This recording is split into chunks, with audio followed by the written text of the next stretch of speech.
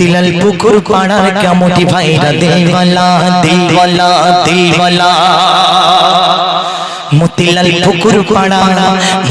মতিলাল পুকুর পাড়া গ্রামবাসী সব দিলওয়ালা দিলওয়ালা দিলওয়ালা তাই এদের কথা কখনো যায় না ভোলা মতিলাল পুকুর পাড়ার গ্রামবাসী সব দিলওয়ালা দিলওয়ালা দিলওয়ালা কি সুন্দর ব্যবহার ব্যবহার ব্যবহার